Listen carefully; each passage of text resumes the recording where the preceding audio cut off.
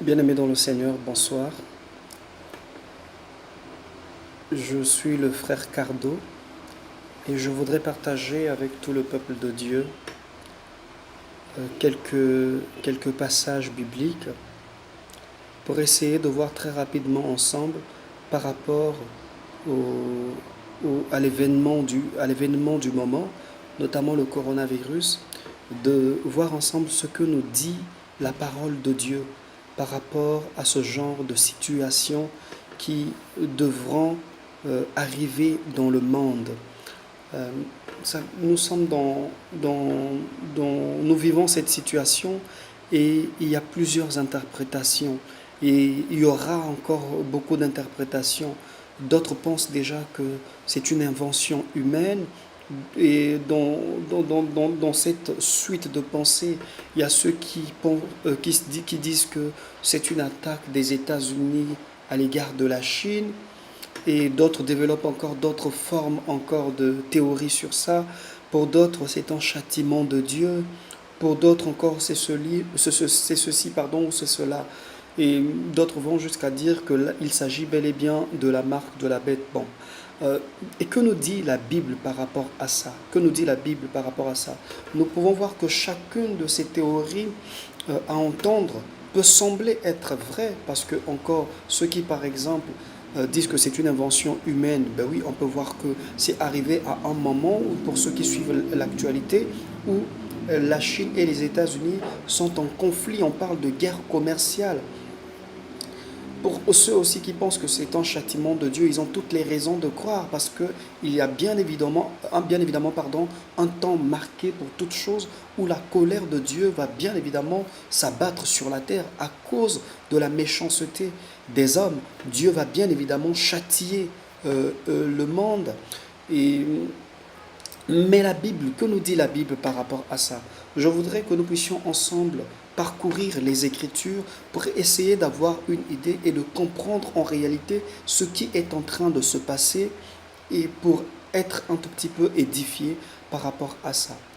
Nous allons rapidement prier ensemble avant de voir les Écritures.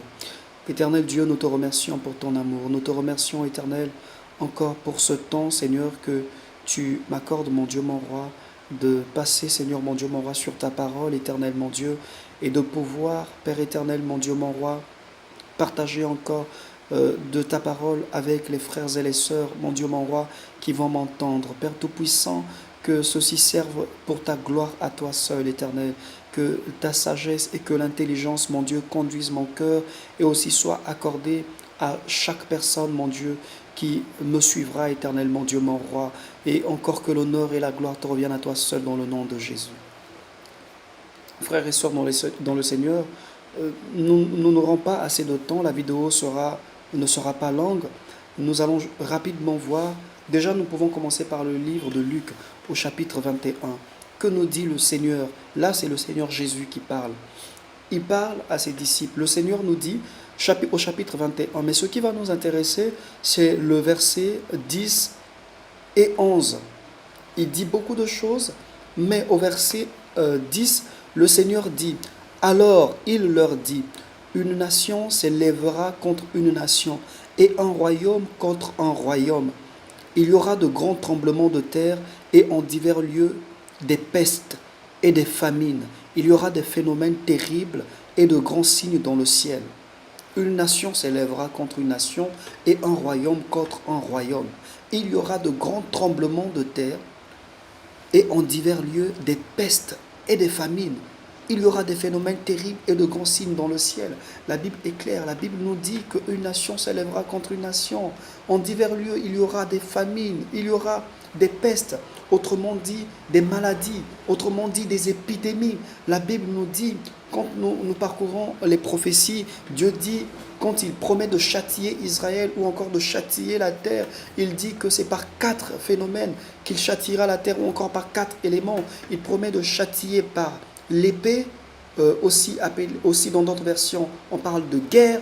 Donc quand vous verrez, la Bible parle de l'épée, d'accord? Parce que l'épée a deux sens. L'épée à d'autres moments peuvent signifier la parole de Dieu, mais à d'autres moments peuvent signifier la désolation, la guerre que Dieu envoie pour punir. Donc la Bible parle de l'épée, de la famine, de la peste et des bêtes féroces. Et donc aujourd'hui, nous avons une peste, une épidémie, une maladie qui est en train de parcourir la terre, si on le voit ainsi, de parcourir la terre et d'aller de nation en nation. Et donc, prenons le cas où les gens disent que c'est une invention humaine. D'accord, on peut accepter, mais la Bible est claire. La Bible dit, une nation s'élèvera contre une nation. Donc c'est clair. Donc même si ce sont les États-Unis qui ont commencé avec cela, qui ont envoyé cela à la Chine pour peut-être faire on ne sait quoi à la Chine, mais aujourd'hui ça se répand dans tout le monde. Et on voit que la Bible nous a dit qu'une nation s'élèvera contre une nation. Donc ça fait bien évidemment partie de ce que le Seigneur a prédit ou a prophétisé sur ce qui va arriver sur la terre. Il y aura des phénomènes terribles et je suis sûr et certain que le coronavirus n'est qu'un des signes précurseurs de l'avènement du Seigneur. Ce n'est pas encore la fin. Il y a encore d'autres choses qui vont s'abattre sur la terre.